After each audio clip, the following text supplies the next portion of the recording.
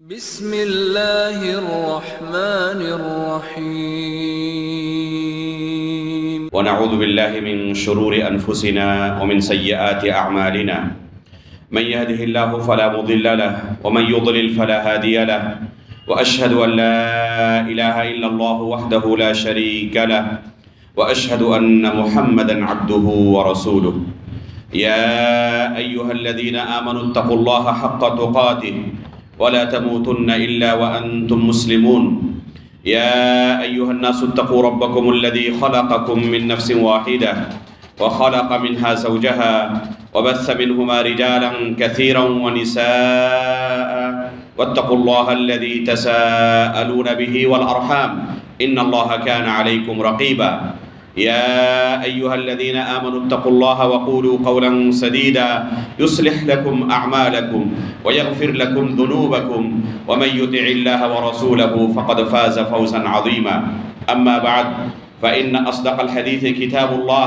وأحسن الهدي هدي محمد صلى الله عليه وسلم وشر الأمور محدثاتها وكل محدثة بدعة وكل بدعة ضلالة وكل ضلالة في النار۔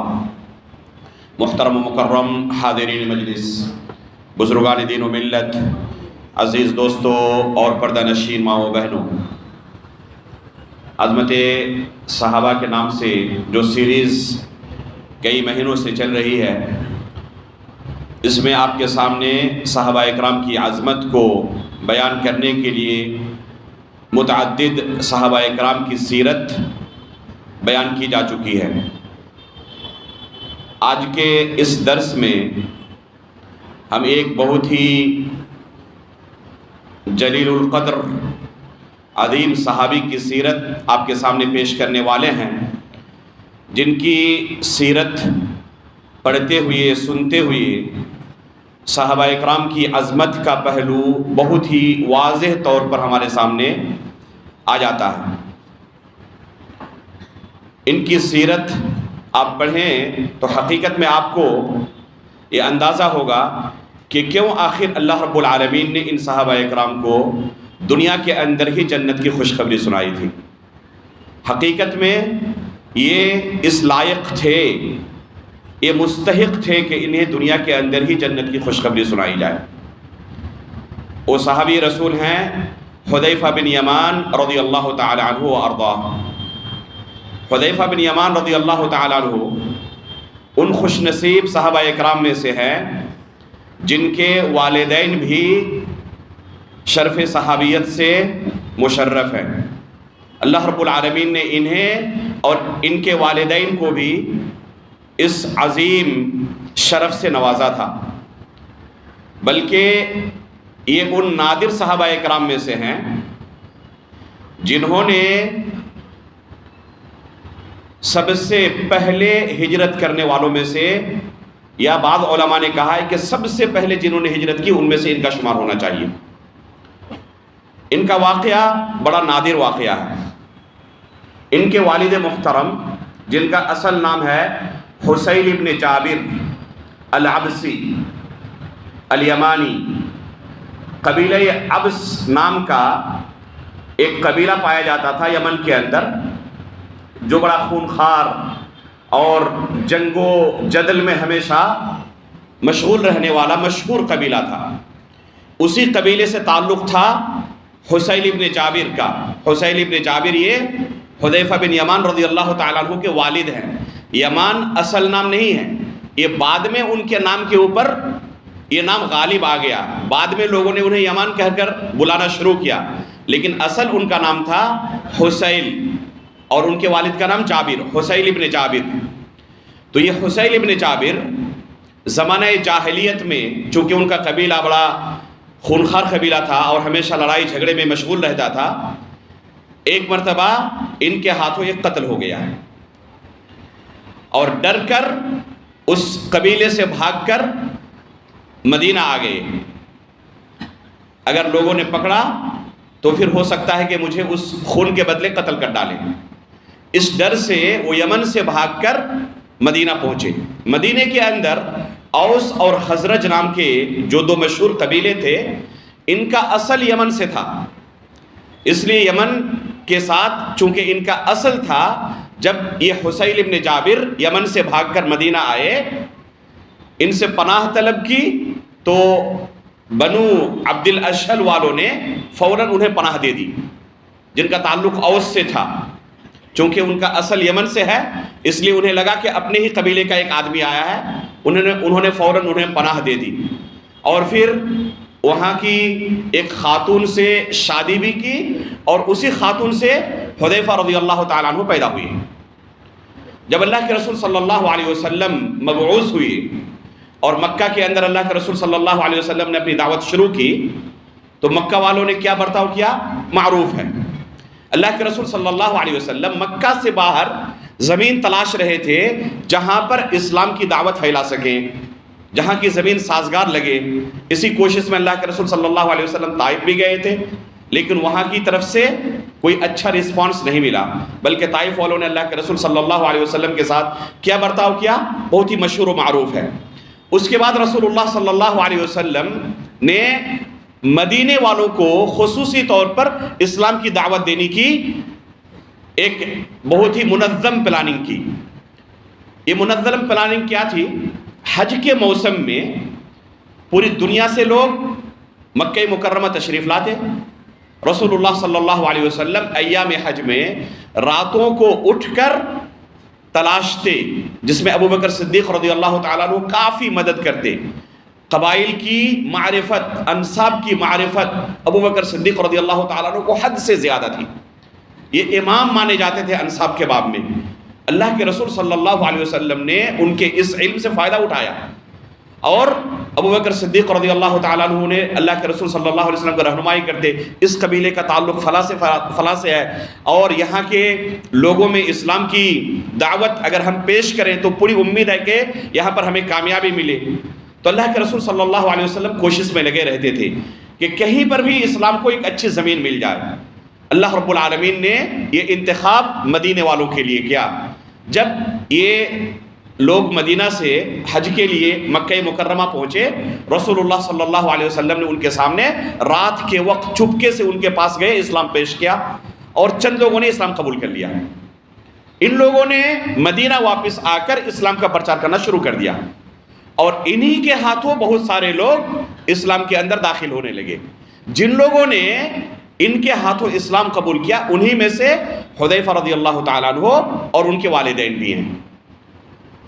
ابھی انہوں نے اللہ کے رسول صلی اللہ علیہ وسلم کو دیکھا نہیں ہے اور اسلام قبول کر چکے ہیں، اسلام کی دعوت ملی اور فوراً انہوں نے اسلام قبول کیا۔ حذیفہ رضی اللہ تعالیٰ عنہ اور ان کے والد محترم دونوں مسلمان ہو چکے ہیں، لیکن ابھی بھی اللہ کے رسول صلی اللہ علیہ وسلم سے ملاقات نہیں ہے، اور دل تڑپ رہا اللہ کے رسول صلی اللہ علیہ وسلم کو دیکھنے کے لیے۔ اس وقت ابھی ہجرت کی پلاننگ ہوئی نہیں ہے، یہ دونوں باپ بیٹے صبر نہیں کر پاتے، اور سفر کر کے، یا آپ اسے ہجرت کہیں، ہجرت کر کے مکہ مکرمہ اللہ کے رسول صلی اللہ علیہ وسلم کو دیکھنے کے لیے پہنچتے ہیں۔ صبر نہیں کر پاتے اللہ کے رسول صلی اللہ علیہ وسلم کو جب تک نہ دیکھیں۔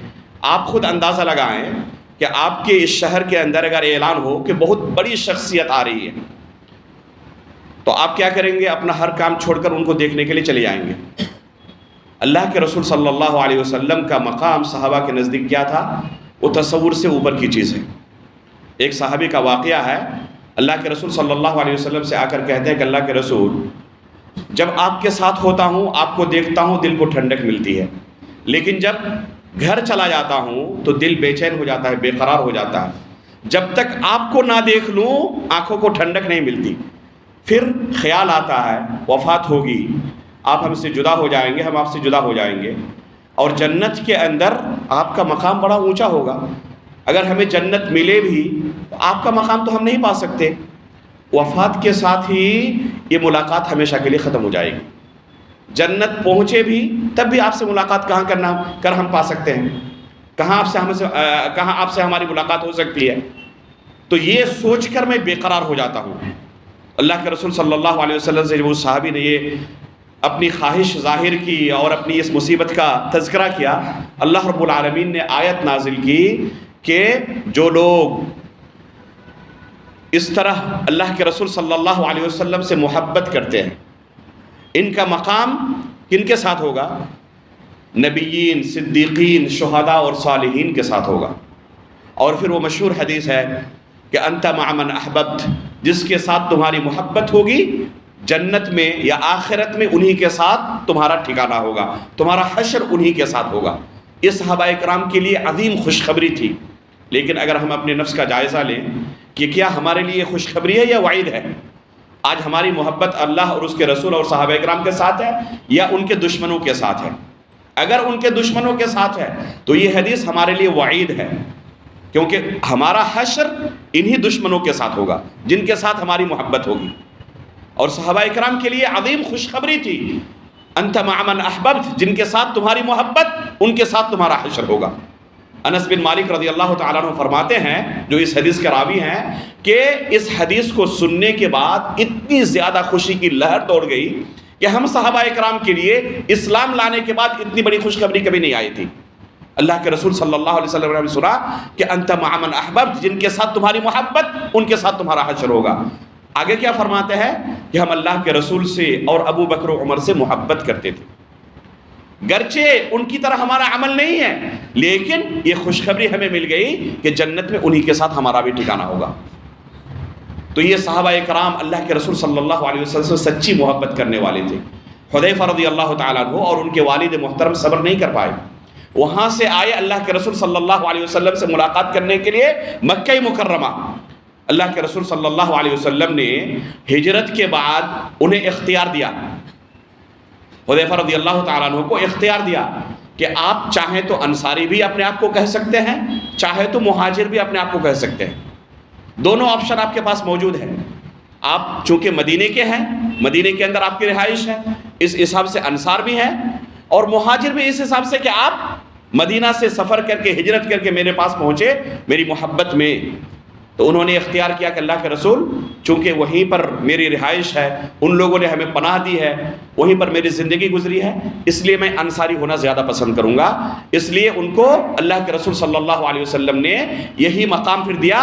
اور جب ہجرت کے بعد صحابہ کرام مدینہ پہنچے تو عمار بن یاسر رضی اللہ تعالیٰ عنہ، جن کی سیرت بھی بڑی نرالی سیرت ہے، انشاءاللہ ان کی سیرت کے اوپر بھی ہم آئندہ دروس میں کوشش کریں گے کہ ایک درس ان کی سیرت پر خاص کیا جائے۔ عمار بن یاسر رضی اللہ تعالیٰ عنہ کے ساتھ اللہ کے رسول صلی اللہ علیہ وسلم نے ان کا بھائی چارگی کا رشتہ قائم کیا، مواخات کا جو رشتہ معروف ہے انصار و مہاجرین کے درمیان اللہ کے رسول نے قائم کیا تھا۔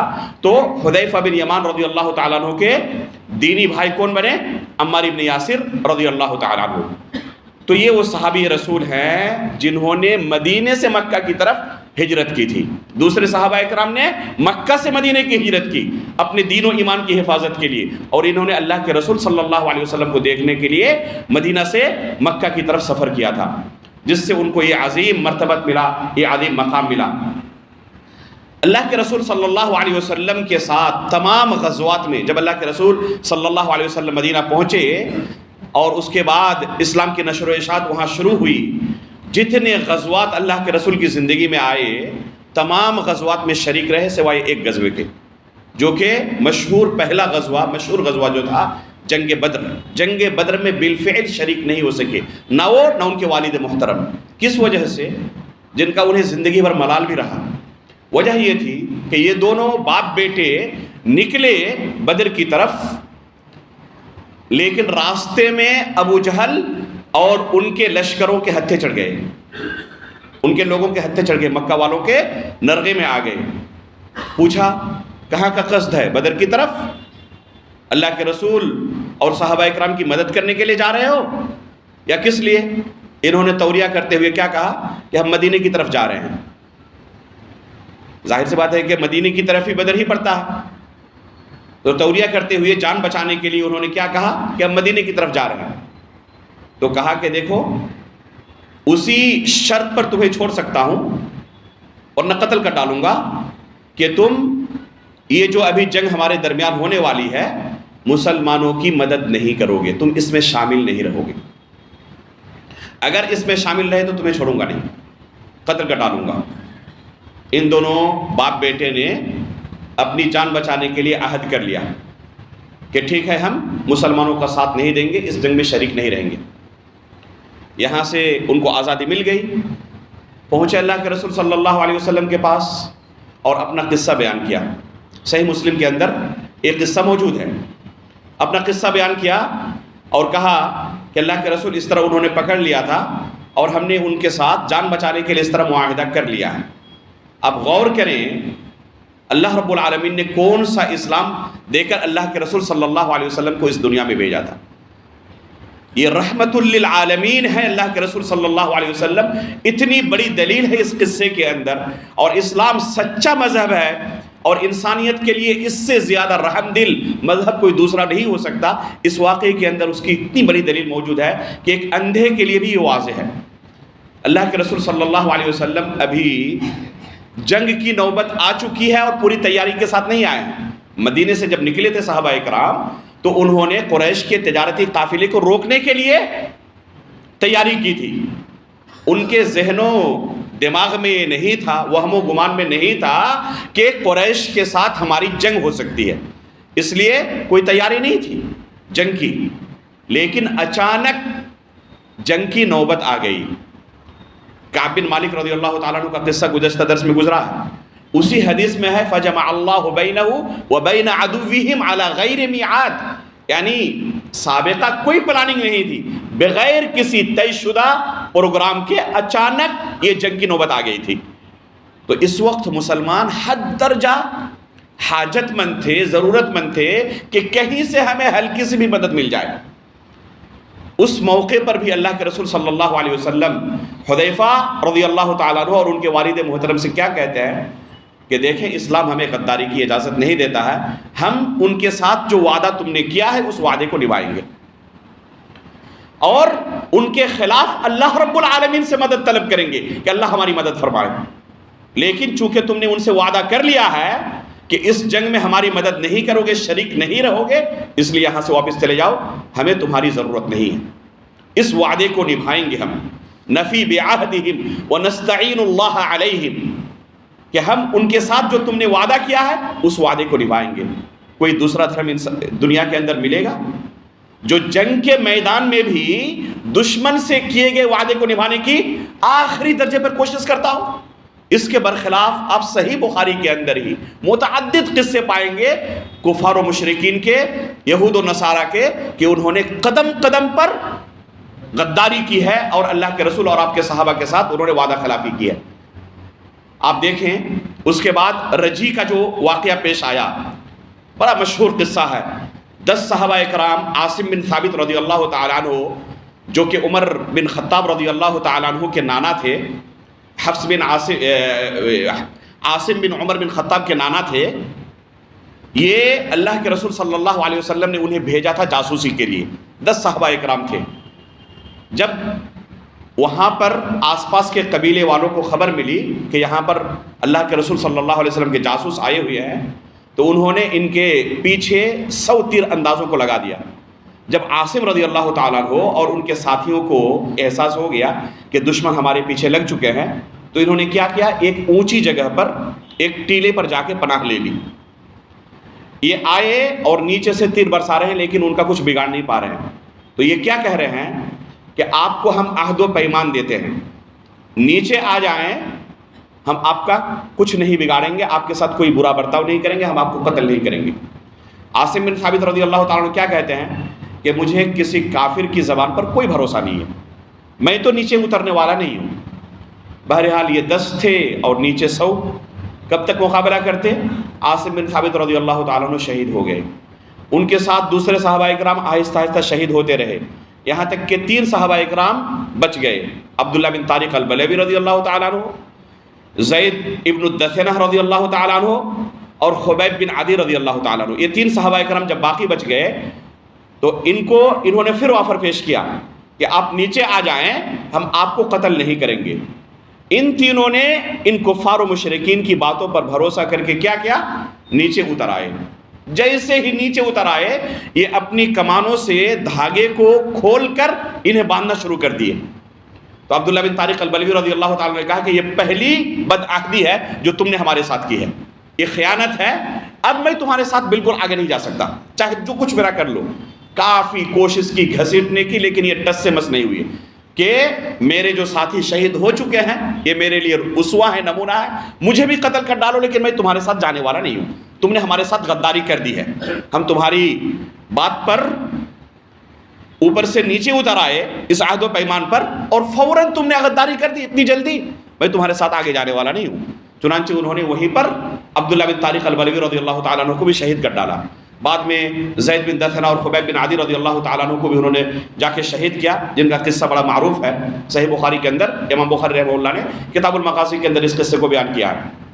بہرحال اس سے آپ اندازہ لگا سکتے ہیں کہ کیسے کفار و مشرکین کے رگ و ریشے میں بدعہدی ہے، خیانت ہے۔ اسی طرح وہ 70 صحابہ اکرام جن کو بنو عامر والوں نے اللہ کے رسول صلی اللہ علیہ وسلم سے طلب کیا تھا کہ ہمارے علاقے میں اسلام کے لیے اچھی زمین موجود ہے، اگر آپ بھیجیں گے تو ہو سکتا ہے کہ ہمارا پورا قبیلہ اسلام قبول کر لے۔ اللہ کے رسول صلی اللہ علیہ وسلم نے 70 صحابہ اکرام کو بھیجا، لیکن راستے میں انہوں نے کیا کیا؟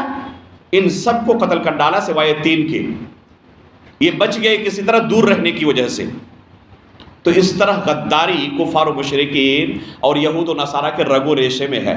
اسی واقعے کے بعد بنو نذیر کا واقعہ پیش آیا تھا، اللہ کے رسول صلی اللہ علیہ وسلم گئے بنو نذیر والوں کے پاس اسی دیت کے مطالبے کے لیے جو عمرو بن امیہ الضمری رضی اللہ تعالیٰ عنہ سے قتل خطا کے طور پر سرزد ہوا تھا۔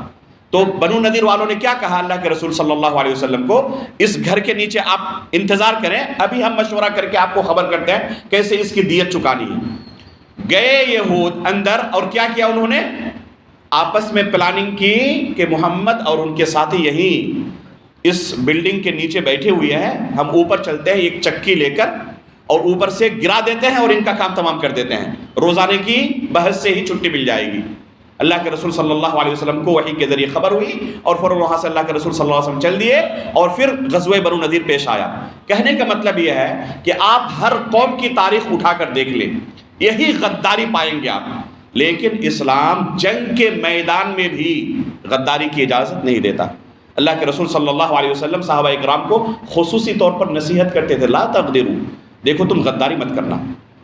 تو غداری اسلام میں حرام ہے، لِكُلِّ غَادِرٍ لِوَاءٌ یوم القیامہ، اللہ کے رسول صلی اللہ علیہ وسلم فرماتے ہیں کہ ہر غداری کرنے والے کو قیامت کے دن اس کے لیے ایک جھنڈا نصب کیا جائے گا اور اس جھنڈے سے پہچان لیا جائے گا ہذہ غدرۃ فلاں، اس نے فلاں شخص کے ساتھ یا فلاں قبیلے کے ساتھ غداری کی ہے۔ تو یہ غداری اسلام کے اندر انتہائی سخت جرم ہے، اس کی اسلام کسی صورت میں اجازت نہیں دیتا کہ کسی کے ساتھ آپ وعدہ کریں اور بعد میں غداری کر ڈالیں۔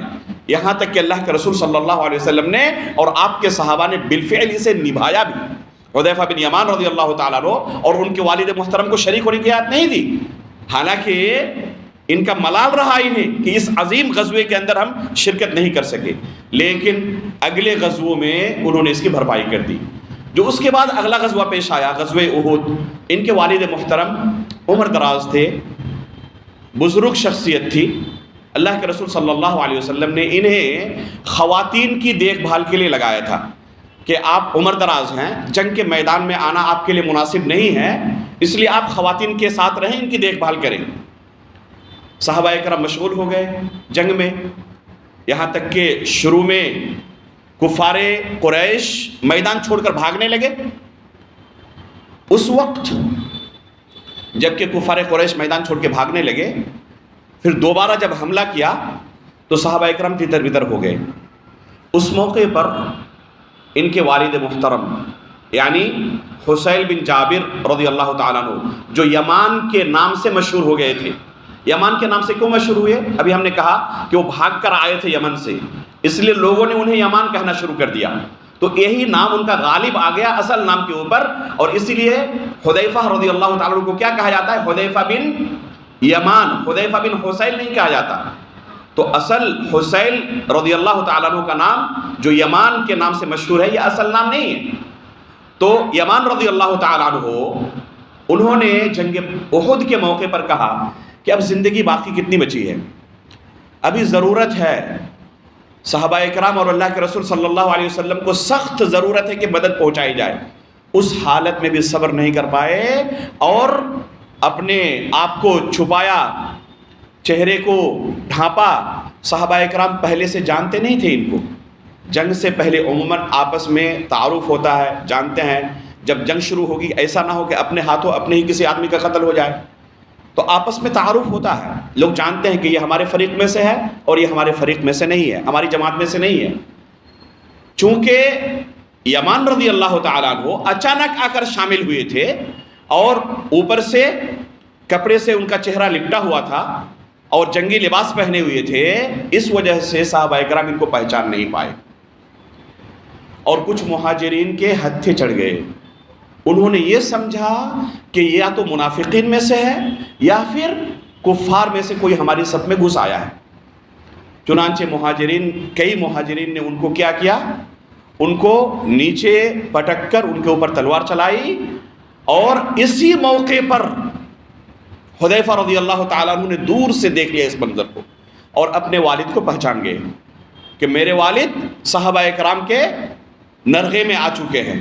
وہیں سے انہوں نے چلانا شروع کیا کہ بھائیو یہ میرے والد ہیں، انہیں چھوڑ دو، یہ دشمنوں میں سے نہیں ہے، میرے والد ہیں، کہتے رہے، لیکن ان کی آواز ان صحابہ کرام کے کانوں تک نہیں پہنچی۔ جنگ کے میدان میں شور و شرابہ ہوتا ہے، غل اور کافی زیادہ آواز اونچی ہوتی ہے، ان کی آواز ان کے کانوں تک نہیں پہنچ سکی۔ قریب آئے تو دیکھا کہ ان کے والد شہید ہو چکے ہیں صحابہ کرام کے ہاتھوں ہی۔ ان کی زبان سے نکلا غفر اللہ لکم، اللہ تم لوگوں کو معاف فرمائے، تم لوگوں نے میرے والد کو قتل کر ڈالا۔ اب ذرا غور کریں کہ یہی لوگ اسلام قبول کرنے سے پہلے ایک دوسرے کے خون کے دشمن ہوتے تھے، معمولی باتوں پر ان کے درمیان جنگیں چھڑ جاتی تھی۔ ایک بچہ پیدا ہوا، 100 سال تک ایک جنگ چلتی رہتی تھی، اور پیدا ہونے کے بعد بوڑھا ہو کر مرا، پوری زندگی فلاں قبیلے کی دشمنی میں گزر گئی۔ وہ جب پیدا ہوا، بڑا ہو رہا ہے، پرورش پا رہا ہے، اور اس کے ذہن کے اندر فلاں قبیلے کی عداوت ڈالی جا رہی ہے، اور اسی میں ان کی زندگی گزر جاتی ہے کہ فلاں قبیلہ ہمارا دشمن ہے۔ اور یہاں پر حالت کیا ہے کہ اسلام قبول کرنے کے بعد اب صرف اور صرف دوستی و دشمنی ہے تو اللہ اور اس کے رسول کے لیے، اور جو اللہ اور اس کے رسول کے ساتھ دینے والے ہیں ان کے لیے صرف دوستی ہے، اور باقی سب کے سب ہمارے دشمن ہیں۔ یہاں حذیفہ رضی اللہ تعالیٰ عنہ کے والد محترم کو صحابہ کرام نے غلطی سے اپنے ہاتھوں سے قتل کر ڈالا۔ حذیفہ رضی اللہ تعالیٰ عنہ نے ایک سخت جملہ انہیں نہیں کہا، ایک سخت جملہ انہیں نہیں کہا۔ زبان سے کیا نکلا؟ اللہ رب العالمین آپ کو معاف فرمائے، اللہ رب العالمین آپ کی مغفرت فرمائے۔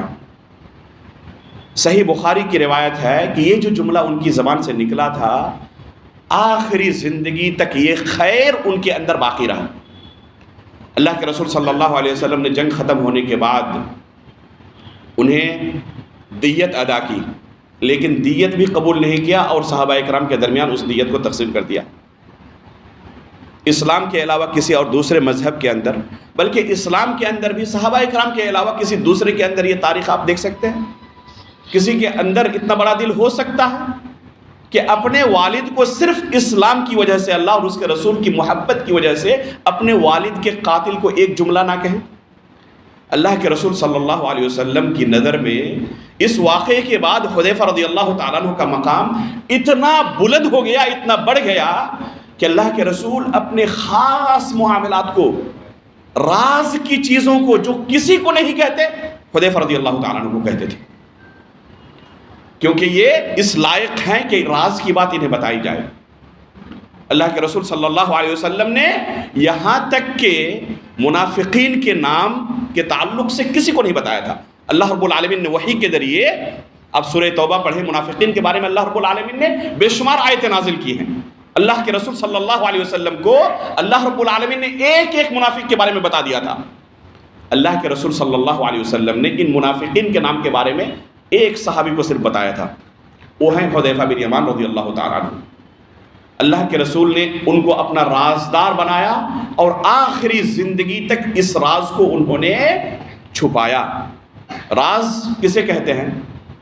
آج ہماری حالت کیا ہے؟ اگر کسی نے کوئی راز کی بات ہمیں بتائی تو فوراً جب تک لوگوں سے ہم بیان نہ کریں ہمارے پیٹ کے اندر درد شروع ہو جاتا ہے۔ خصوصاً اگر آپ نے کہیں پر کسی کو کوئی راز کی بات بتائی اور آپ کا مقصد یہ ہے کہ جلدی نشر ہو جائے، تو بس اس کے کان میں کہہ دیں کسی کو کہنا مت، یہ آگ کی خبر کی طرف پھیلے گی۔ ہماری حالت آج یہ ہو گئی ہے، ہم اپنے پیٹ میں کسی کا راز دفن نہیں کر پاتے۔ اسی موقع پر ایک واقعہ سنے ابو بکر صدیق رضی اللہ تعالیٰ عنہ کا، جب حفصہ رضی اللہ تعالیٰ عنہ، یہ کون ہے؟ حفصہ بنت عمر بن خطاب، ام المؤمنین حفصہ رضی اللہ تعالیٰ عنہ، جب ان کے شوہر کی وفات ہو گئی، عدت سے نکل گئی، تو ان کے والد محترم عمر بن خطاب رضی اللہ تعالیٰ عنہ عثمان غنی رضی اللہ تعالیٰ عنہ کے پاس پہنچے، اپنے پیارے دوست کے پاس، اور جا کر کہا میری بیٹی حفصہ بیوہ ہو گئی ہے، عدت گزر چکی ہے، گزارش ہے کہ میری بیٹی سے آپ شادی کر لیں۔ آج کے اس معاشرے میں اگر کوئی باپ کہے تو اسے لوگ کس نظر سے دیکھیں گے؟ یہ غلط کلچر ہمارے اندر آنے کی وجہ سے، ہندوانہ اور غیر مسلموں کے معاشرے میں رہنے کی وجہ سے ہم نے اپنا کلچر بھلا دیا ہے۔ عمر رضی اللہ تعالیٰ عنہ اپنی بیٹی کا رشتہ لے کر جاتے ہیں عثمان غنی رضی اللہ تعالیٰ عنہ کے پاس، اور کہتے ہیں کہ میری بیٹی حفصہ بیوہ ہو چکی ہیں، آپ ان سے شادی کر لیں۔ عثمان غنی رضی اللہ تعالیٰ عنہ کیا کہتے ہیں؟ معذرت خواہ ہوں، میں شادی نہیں کر سکتا۔ یہاں سے ہمیں یہ بھی درس ملا کہ زندگی کے بڑے فیصلوں میں کسی کا چہرہ دیکھ کر فیصلہ نہیں کرنا چاہیے، نبھانا آپ کو ہے پوری زندگی۔ آپ نے کسی کا چہرہ دیکھ کر وعدہ کر لیا اور بعد میں نبھا نہیں سکے، اور پھر پریشانی ہوئی، تو بعد کے جھمیلوں سے بہتر ہے کہ پہلے آپ معذرت کر لیں۔ بہت سارے لوگ کیا کرتے ہیں، 10 لوگوں سے وعدہ کر لیتے ہیں، انکار نہیں کر پاتے، اور بعد میں کسی کا بھی وعدہ نہیں نبھا پاتے، بعد میں ان کی نظروں میں گر جاتے ہیں۔ بہتر ہے کہ آپ نہیں کر پائیں گے، پہلے ہی کہہ دیں معذرت خواہ میں نہیں کر پاؤں گا۔ عثمان غنی رضی اللہ تعالیٰ عنہ نے فوراً کیا کہا؟ معذرت خواہ ہوں، میں یہ شادی نہیں کر سکتا۔ عمر بن خطاب رضی اللہ تعالیٰ عنہ کہتے ہیں کہ مجھے بڑی تکلیف ہوئی کہ دوست ہے میرے، اور ابھی مصیبت آن پڑی ہے، اور مصیبت کے وقت ایک دوست سہارا ہوتا ہے، اور انہوں نے سہارا نہیں دیا۔ بہرحال پہنچے کن کے پاس؟ ابو بکر صدیق رضی اللہ تعالیٰ عنہ کے پاس، اور یہی درخواست ان کے سامنے رکھی کہ میری بیٹی حفصہ بیوہ ہو چکی ہے، ان سے آپ شادی کر لیں۔ ابو بکر صدیق رضی اللہ تعالیٰ عنہ نے کوئی جواب نہیں دیا، مکمل خاموشی اختیار کر لی، کھڑے رہے، جواب کے انتظار میں کوئی جواب نہیں ملا۔ عمر بن خطاب رضی اللہ تعالیٰ عنہ کہتے ہیں کہ عثمان کے انکار سے مجھے وہ تکلیف نہیں ہوئی تھی جو ابو بکر کی خاموشی سے ہوئی۔ آپ نے مجھے جواب کے لائق بھی نہیں سمجھا، کچھ نہیں کہا آپ نے۔ بہرحال وہاں سے واپس آیا مایوس ہو کر، اور کچھ دنوں کے بعد رسول اللہ صلی اللہ علیہ وسلم کی طرف سے حفصہ رضی اللہ تعالیٰ عنہ کے لیے پیغام آیا۔ جب شادی ہو گئی اللہ کے رسول سے، ام المؤمنین بن گئی، تب ابو بکر صدیق رضی اللہ تعالیٰ عنہ عمر بن خطاب رضی اللہ تعالیٰ عنہ سے کیا کہتے ہیں کہ اس دن آپ حفصہ کا پیغام میرے پاس لے کر آئے تھے، اور میں خاموش رہا تو شاید آپ کو تکلیف پہنچی ہوگی۔ کہا کہ ہاں بہت تکلیف پہنچی تھی، بیان نہیں کر سکتا اس تکلیف کو، بہت تکلیف پہنچی تھی۔ عثمان نے انکار کر دیا تھا، اتنی تکلیف نہیں ہوئی تھی جتنی آپ کی خاموشی سے تکلیف ہوئی تھی۔ تب ابو بکر صدیق رضی اللہ تعالیٰ عنہ کیا کہتے ہیں کہ دیکھیں، میں نے اللہ کے رسول کی زبان سے حفصہ کا نام سنا تھا، اور مجھے لگا کہ شاید اللہ کے رسول کی خواہش ہے شادی کرنے کی، اور میں اللہ کے رسول کا راز فاش نہیں کر سکتا تھا۔ ما كنت افشی سر رسول اللہ صلی اللہ علیہ وسلم، یہ اللہ کے رسول صلی اللہ علیہ وسلم نے میرے سامنے تذکرہ کیا تھا، یہ نہیں کہا تھا کہ اس کو کسی کو نہیں بتانا ہے۔ دیکھیں ابو بکر صدیق رضی اللہ تعالیٰ کا ایسا مقام ایسے نہیں مل گیا، اسی کو سچی دوستی کہتے ہیں۔ آپ کو گرچہ نہ کہا ہو کہ اسے اپنے پاس محفوظ رکھنا ہے، لیکن اس کے باوجود اپنے دوست کے راز کا کس طرح احترام کر رہے ہیں، فاش نہیں کر رہے ہیں۔ کہتے ہیں کہ اگر میں جواب آپ کو نہ دیتا تو یہ ہو سکتا ہے کہ میرے وہم کا صرف نتیجہ ہو کہ اللہ کے رسول شادی کی خواہش رکھتے ہیں، ہو سکتا ہے کہ صرف مجھے وہم ہوا ہو، اللہ کے رسول نے ایسے ہی تذکرہ کیا ہو، تو اگر اللہ کے رسول شادی نہیں کرتے تو میں شادی کر لیتا۔ لیکن اگر اللہ کے رسول شادی کرنا چاہتے ہیں تو ظاہر سی بات ہے کہ حفصہ کو اگر ام المؤمنین ہونے کا خطاب ملے تو اس سے زیادہ بہتر اور کیا ہو سکتا کہ ان کو ام المؤمنین ہونے کا خطاب ملے۔ اور دیکھیں اللہ رب العالمین نے کتنا اونچا مقام دیا حفصہ رضی اللہ تعالیٰ عنہ کو کہ اللہ کے رسول صلی اللہ علیہ وسلم کی زوجیت میں آئی اور ام المؤمنین کا خطاب ملا۔ تو یہ کسی کے راز کو دبانا، محفوظ رکھنا بہت بڑی صفت ہے جو کہ بہت کم لوگوں کے اندر آپ کو دکھائی دے گی۔ شاذ و نادر لوگ آپ کو ملیں گے، انگلیوں پر گنے جا سکتے ہیں ایسے لوگ جو راز کو دفن کر دیتے اپنے سینے کے اندر اور کسی کو نہیں بتاتے. خصوصاً اگر کبھی جھگڑا ہو جائے تب تو آپ بالکل بھی مأمون نہیں رہ سکتے. اب جتنے راز تھے تمام کو وہ لوگوں کے سامنے بیان کرے گا، بلکہ دلیلوں کے ساتھ واٹس ایپ اور فیس بک کے حوالے کرے گا. یہ بہت ہی گندی صفت ہے. راز کی حفاظت کرنا یہ بہت بڑی خوبی ہے، اور یہ خوبی حذیفہ رضی اللہ تعالیٰ عنہ کے اندر اتم درجے کی پائی جاتی تھی، انتہائی اعلیٰ درجے کی یہ خوبی حذیفہ رضی اللہ تعالیٰ عنہ کے پاس پائی جاتی تھی. کبھی انہوں نے اللہ کے رسول صلی اللہ علیہ وسلم کے اس راز کو فاش نہیں کیا. چنانچہ بعد میں عمر بن خطاب رضی اللہ تعالیٰ عنہ ایک دن ان کے پاس آ کر کہتے ہیں کہ اللہ کے رسول صلی اللہ علیہ وسلم نے آپ کو منافقین کا نام بتا دیا ہے، پوری لسٹ آپ کے پاس ہے، کیا اس میں میرا بھی نام ہے؟ اللہ اکبر. یہ کون پوچھ رہے ہیں؟ عمر بن خطاب رضی اللہ تعالیٰ عنہ اپنے بارے میں پوچھ رہے ہیں کہ کیا منافقین کی لسٹ میں میرا بھی نام ہے، جن کو اللہ کے رسول صلی اللہ علیہ وسلم کی زبانی ایک دو مرتبہ نہیں بے شمار مرتبہ جنت کی خوشخبری سنائی دی تھی. خود اپنے کانوں سے اللہ کے رسول کی زبانی سنا تھا کہ عمر جنتی ہیں، اور اس کے باوجود اس مقام پر پہنچنے کے بعد بھی اپنے نفس کے اوپر نفاق کا انہیں خوف ہو رہا ہے، کہیں میں منافق تو نہیں.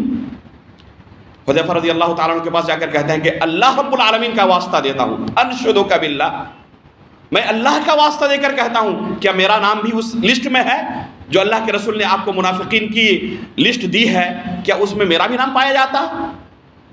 تو حذیفہ بن یمان رضی اللہ تعالیٰ عنہ کیا کہا کہ آپ کا نام نہیں ہے، اور آئندہ سے اس سوال کا میں کسی کو جواب نہیں دوں گا.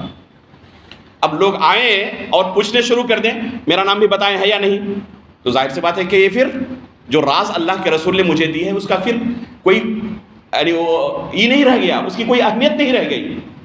تو حذیفہ رضی اللہ تعالیٰ نے کہا کہ صرف آپ کے بارے میں کہہ رہا ہوں چونکہ آپ نے اللہ کا واسطہ دے دیا ہے، لیکن سن لیں آج کے بعد سے یہ دروازہ بند ہو گیا، کبھی بھی کسی کو میں اس سوال کا جواب نہیں دوں گا کہ آپ کا نام اس لسٹ میں ہے یا نہیں ہے. لا ازکی بعدک احدا، آپ کے بعد کسی کا میں تزکیہ نہیں کرنے والا. عمر فاروق رضی اللہ تعالیٰ عنہ نے ایک دوسری مرتبہ حذیفہ رضی اللہ تعالیٰ عنہ سے پوچھا کہ میرے عمال میں، گورنروں میں کوئی منافق ہے؟ ایک مرتبہ پوچھ چکے ہیں اور جواب مل چکا ہے کہ اللہ کے رسول صلی اللہ علیہ وسلم کا راز ہے، میں کسی کو بتانے والا نہیں ہوں. عمر فاروق رضی اللہ تعالیٰ عنہ اس کے باوجود ایک دوسری دفعہ پوچھ رہے ہیں کہ میرے عمال میں، گورنروں میں کوئی منافق تو نہیں ہے؟ تو حذیفہ رضی اللہ تعالیٰ نے کہا کہ ایک بندہ ہے لیکن نام نہیں بتاؤں گا، ایک بندہ ہے لیکن نام نہیں بتاؤں گا. بعد میں عمر فاروق رضی اللہ تعالیٰ عنہ بھی ان کی سیرت بتا چکا ہوں آپ کے سامنے، ملہم تھے. اللہ رب العالمین ان کے دل کے اندر صحیح چیز کو ڈال دیتے تھے. چند دنوں کے بعد عمر فاروق رضی اللہ تعالیٰ عنہ پتہ چل گیا کہ ایک منافق ہے. غور کیا اپنے عمال میں کہ کون ہو سکتے ہیں منافق، پھر اس شخص کو عمر فاروق رضی اللہ تعالیٰ نے معزول کر دیا گورنری کے عہدے سے. تو یہ صاحب سر رسول اللہ صلی اللہ علیہ وسلم ہے. عمر فاروق رضی اللہ تعالیٰ عنہ خصوصاً جب کسی کا جنازہ آتا تو دیکھتے کہ حذیفہ رضی اللہ تعالیٰ عنہ جنازے میں شریک ہے یا نہیں ہے. اگر حذیفہ جنازے میں شریک نہیں ہے تو پھر ان کا معاملہ تھوڑا مشکوک ہے، ہو سکتا ہے کہ منافقین میں ہو، اس لیے حذیفہ رضی اللہ تعالیٰ عنہ ان کے جنازے میں نہ آئے ہوں. تو حذیفہ رضی اللہ تعالیٰ عنہ کو تلاشتے تھے عمر فاروق رضی اللہ تعالیٰ عنہ، اور جس میں حذیفہ رضی اللہ تعالیٰ نہ ہوتے تو وہاں سے کھسک جاتے اور جنازہ نہیں پڑھاتے تو عمر فاروق رضی اللہ تعالیٰ ایسے شخص کا جس جنازے میں حذیفہ رضی اللہ تعالیٰ شریک نہ ہو. تو یہ مقام دیا تھا اللہ کے رسول صلی اللہ علیہ وسلم نے، اللہ رب العالمین کی طرف سے ہی مقام ان کو ملا ہے. وما ينطق عن الهوى ان هو الا وحی یوحی. اس کے بعد جنگ خندق کے اندر بھی انہوں نے بڑا عظیم کارنامہ انجام دیا تھا. جنگ خندق کے موقع پر انتہائی سرد رات اور اوپر سے بارش ہو رہی ہے اور طوفان آ گیا ہے، اور وہ بھی جنگ خندق اللہ کے رسول صلی اللہ علیہ وسلم کی زندگی کا سب سے مشکل ترین غزوہ. اللہ کے رسول صلی اللہ علیہ وسلم کی زندگی کا سب سے مشکل ترین اگر غزوہ کوئی ہے تو غزوہ خندق ہے. اس غزوے کے بارے میں اللہ کے رسول صلی اللہ علیہ وسلم نے کیا فرمایا؟ الان نغزوہم ولا یغزوننا، اس جنگ کے بعد منظرنامہ بالکل بدل جائے گا، اب ہم ان پر چڑھائی کریں گے، وہ ہم پر چڑھائی نہیں کر سکتے۔ یہ آخری غزوہ تھا اللہ کے رسول کی زندگی کا جس میں دشمنوں نے مسلمانوں پر چڑھائی کی تھی۔ اس کے بعد منظرنامہ واقعی بدل گیا اور اللہ کے رسول صلی اللہ علیہ وسلم نے اس کے بعد ہر مرتبہ چڑھائی کی، دشمنوں کی ہمت ٹوٹ گئی اور کسی کی ہمت نہیں ہوئی دوبارہ چڑھائی کرنے کی۔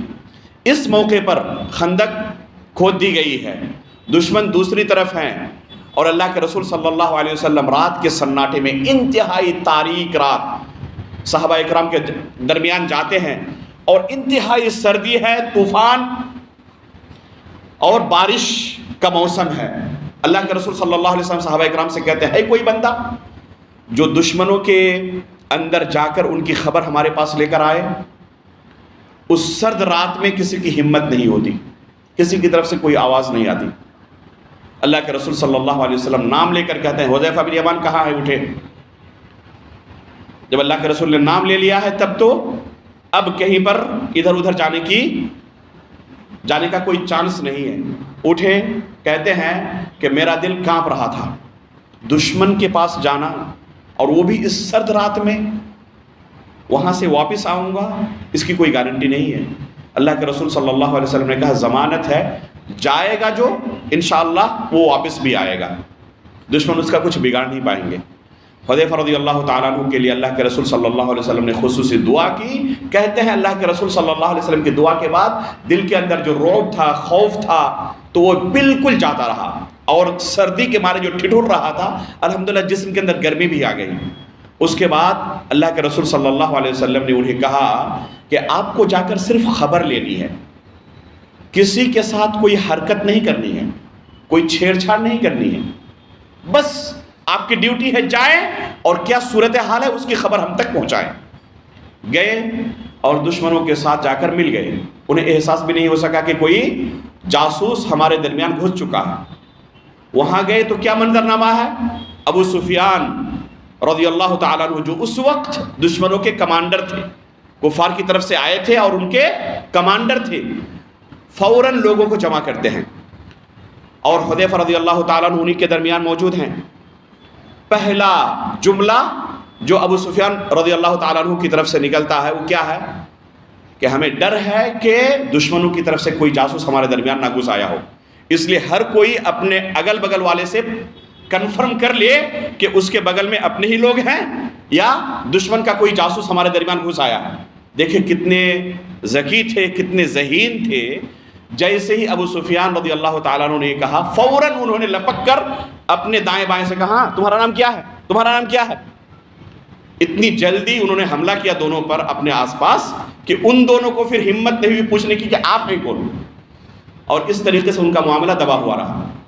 اس کے بعد ابو سفیان رضی اللہ تعالیٰ عنہ وارضہ انہوں نے قریش کے لوگوں سے کہا، دیکھیں بنو قریظہ والے ہمارا ساتھ چھوڑ چکے ہیں، اس طوفان کی وجہ سے ہماری ہوا اکھڑ چکی ہے، اب ہمارے پاس ہمت نہیں ہے، جو راشن لے کر ہم آئے تھے وہ بھی تقریباً ختم ہونے کی طرف ہے، اس لیے جتنی جلدی یہاں سے بھاگ نکلے اسی میں ہمارے لیے خیر ہے، بھلائی۔ کہتے ہیں کہ یہ خطاب کر کے اس سامنے سے جب گزرے تو ایک دم بالکل میرے نرغے میں تھے، اگر چاہتا تو تلوار سے سر قلم کر سکتا تھا، لیکن اللہ کے رسول نے عہد دے کر بھیجا تھا کہ کسی کے ساتھ کوئی چھیڑ خانی نہیں کرنی ہے۔ دیکھیں اللہ کے رسول صلی اللہ علیہ وسلم کی حکمت، اگر چھیڑ خانی کرتے تو کیا ہوتا؟ یہ بھی ان کے درمیان بچ نہیں پاتے، وہ بھی مار ڈالتے ہی نہیں، اور پھر جو یہ عظیم فتح حاصل ہوئی، یہ فتح بھی ہو سکتا ہے کہ دوسری صورت اختیار کر لے۔ اور خود ابو سفیان رضی اللہ تعالیٰ عنہ کو اللہ رب العالمین نے اتنا اونچا مقام عطا کیا کہ بعد میں وہ اسلام قبول کر لیے اور پھر وہ مسلمانوں کے اندر شامل ہو گئے۔ تو اللہ کے رسول صلی اللہ علیہ وسلم نے جو ڈیوٹی دی تھی، حذیفہ رضی اللہ تعالیٰ عنہ اس ڈیوٹی کو احسن طریقے سے نبھایا۔ آئے دیکھے کہ اللہ کے رسول صلی اللہ علیہ وسلم نماز پڑھ رہے ہیں، اور پھر اللہ کے رسول کو آ کر خوشخبری دی کہ اس طرح دشمنوں کے اندر اتفاق ہو چکا ہے کہ اب وہ میدان چھوڑ کر جانے والے ہیں۔ حذیفہ رضی اللہ تعالیٰ عنہ ایک لمبی مدت تک اللہ رب العالمین نے انہیں زندگی عطا کی۔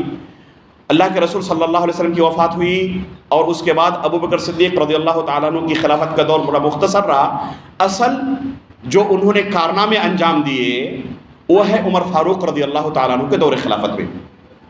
عمر فاروق رضی اللہ تعالیٰ عنہ جب خلیفہ ہوئے تو اکثر و بیشتر جو بڑی بڑی جنگیں ہوئی ہیں ہر جنگ میں حذیفہ بن یمان رضی اللہ تعالیٰ عنہ شریک رہے ہیں، بلکہ کئی جنگوں کے اندر وہ خود کمانڈر رہے ہیں۔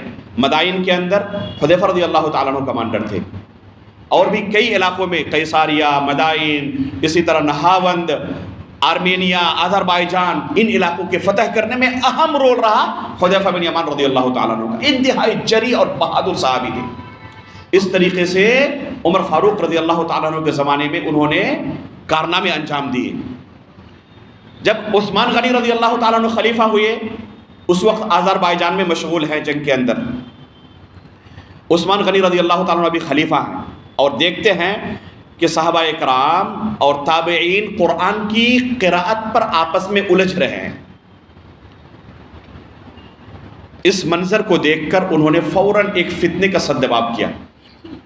فوراً پہنچتے عثمان غنی رضی اللہ تعالیٰ عنہ کے پاس، صحیح بخاری کے اندر یہ حدیث موجود ہے، اور آ کر کہتے ہیں عثمان غنی رضی اللہ تعالیٰ عنہ سے کہ امیر المؤمنین، اس سے پہلے کہ یہ امت قرآن کے بارے میں کسی فتنے کا شکار ہو جائے، آپس میں اختلاف کرنے لگے، اس فتنے کا خاتمہ کریں اور سب کو ایک قرآت پر جمع کریں۔ عثمان غنی رضی اللہ تعالیٰ عنہ کو مشورہ دینے والے یہی حذیفہ بن یمان رضی اللہ تعالیٰ عنہ۔ اس کے بعد عثمان غنی رضی اللہ تعالیٰ عنہ نے حفصہ رضی اللہ تعالیٰ عنہ سے وہ نسخہ طلب کیا جو ابو بکر صدیق رضی اللہ تعالیٰ عنہ کے زمانے میں لکھا گیا تھا۔ ابو بکر صدیق رضی اللہ تعالیٰ عنہ نے سب سے پہلے قرآن کو مصحف کی شکل میں جمع کیا ہے۔ زید بن ثابت رضی اللہ تعالیٰ عنہ اس کمیٹی کے سردار تھے۔ جب ابو بکر صدیق رضی اللہ تعالیٰ عنہ کی وفات ہوئی تو یہ نسخہ عمر فاروق رضی اللہ تعالیٰ عنہ کے پاس رہا، اور ان کی وفات کے بعد یہ نسخہ حفصہ رضی اللہ تعالیٰ عنہ، ان کی بیٹی ام المؤمنین حفصہ رضی اللہ تعالیٰ عنہ کے پاس رہا۔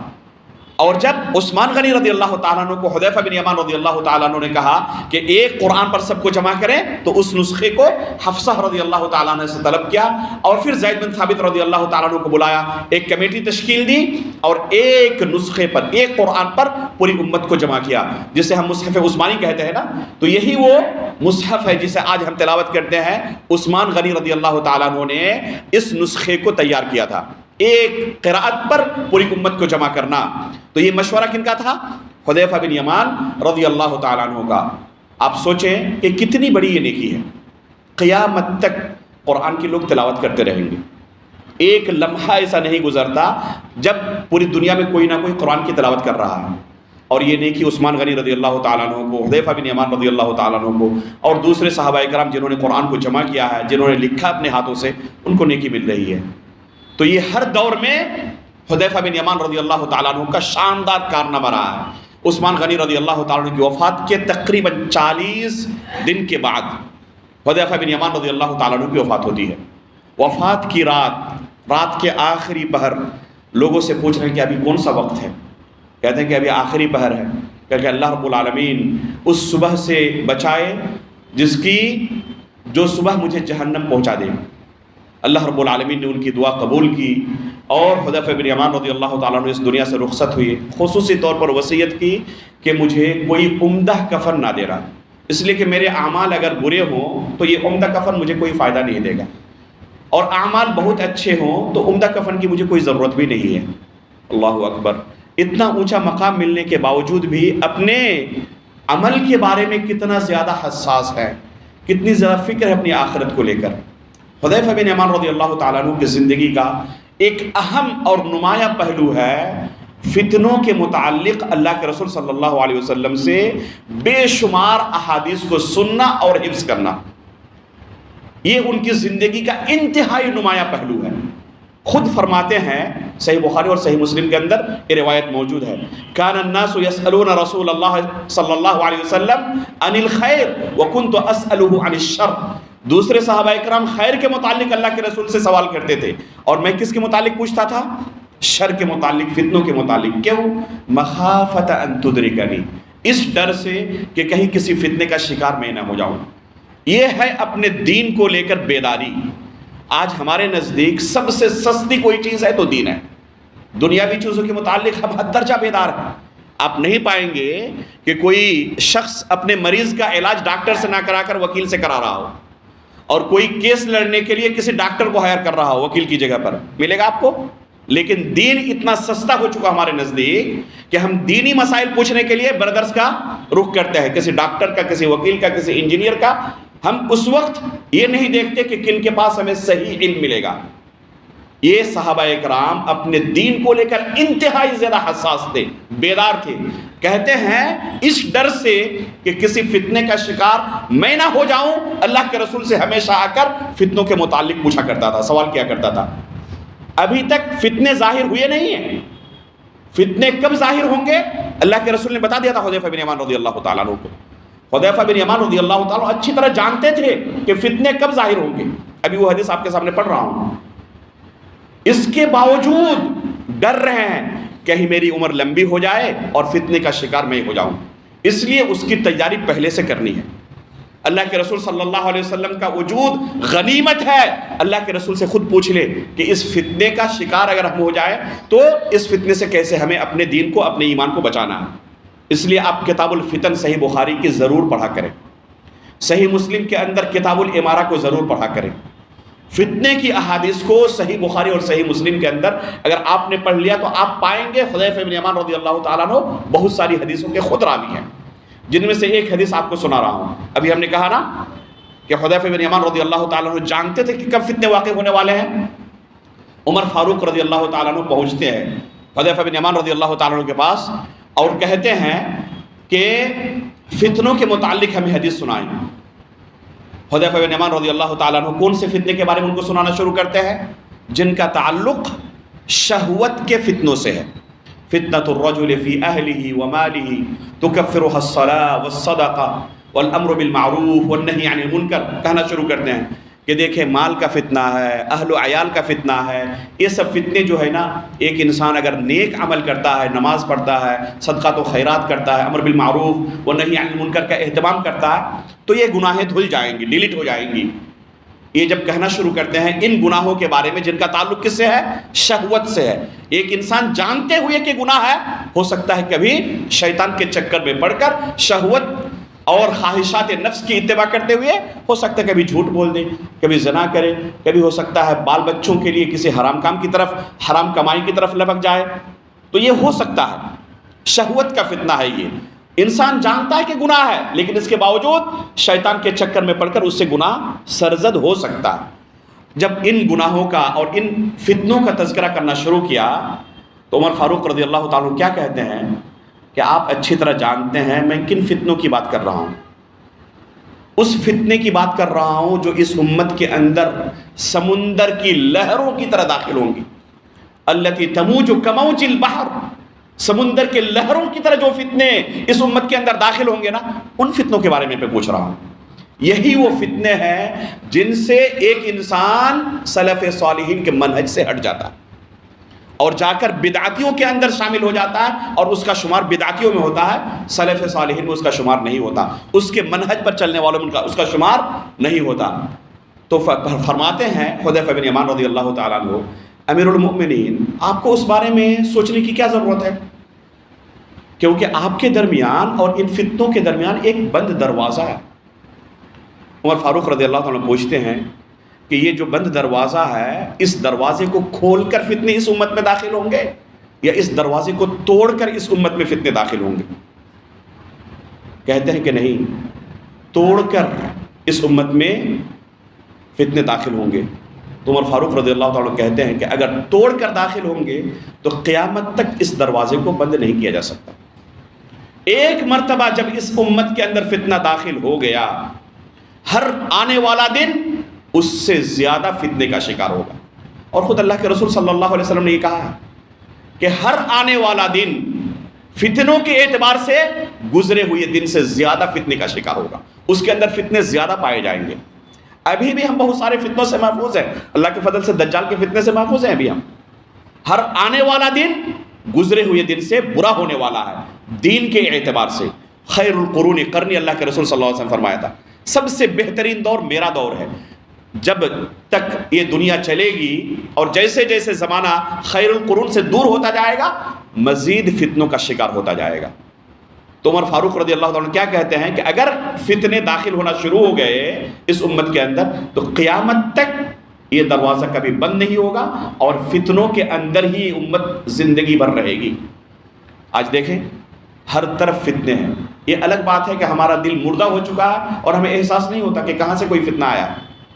فتنوں کے دلدل میں ہم ڈوبے ہوئے ہیں اور اس کے باوجود احساس بھی نہیں ہے، اور صحابہ اکرام ابھی فتنے آئے نہیں ہیں اور تیاری کر رہے ہیں کہ کہیں کسی فتنے کا شکار میں نہ ہو جاؤں۔